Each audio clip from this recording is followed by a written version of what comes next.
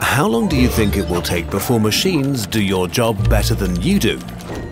Automation used to mean big, stupid machines doing repetitive work in factories.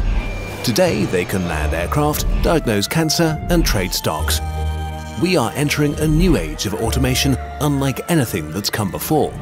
According to a 2013 study, almost half of all jobs in the US could potentially be automated in the next 2 decades. But wait, hasn't automation been around for decades? What's different this time?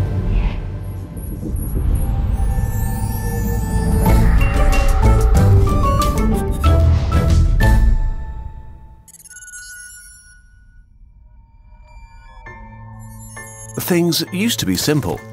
Innovation made human work easier and productivity rose, which means that more stuff or services could be produced per hour using the same amount of human workers.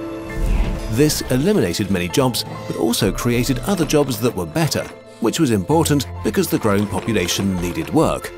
So, in a nutshell, innovation, higher productivity, fewer old jobs, and many new and often better jobs.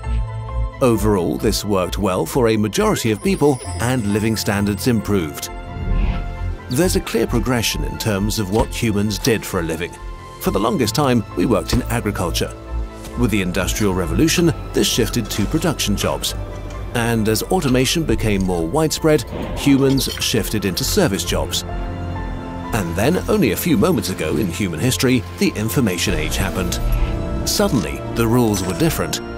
Our jobs are now being taken over by machines much faster than they were in the past. That's worrying, of course, but innovation will clearly save us, right?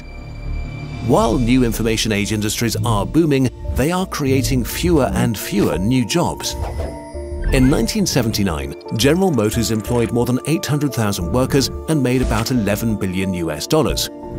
In 2012, Google made about $14 billion US while employing 58,000 people. You may not like this comparison, but Google is an example of new jobs in the past. Innovative new industries. Old innovative industries are running out of steam. Just look at cars. When they became a thing 100 years ago, they created huge industries. Cars transformed our way of life, our infrastructure, and our cities.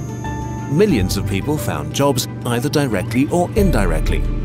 Decades of investment kept this momentum going. Today, this process is largely complete. Innovation in the car industry does not create as many jobs as it used to. While electric cars are great and all, they won't create millions of new jobs. But wait, what about the internet? Some technologists argue that the internet is an innovation on a par with the introduction of electricity. If we go with this comparison, we see how our modern innovation differs from the old one.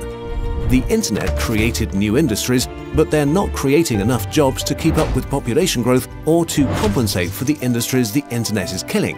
At its peak in 2004, Blockbuster had 84,000 employees and made $6 billion US in revenue. In 2016, Netflix had 4,500 employees and made $9 billion in revenue. Or take us, for example. With a full-time team of just 12 people, Kurzgesagt reaches millions of people. A TV station with the same amount of viewers needs way more employees. Innovation in the information doesn't equate to the creation of enough new jobs, which would be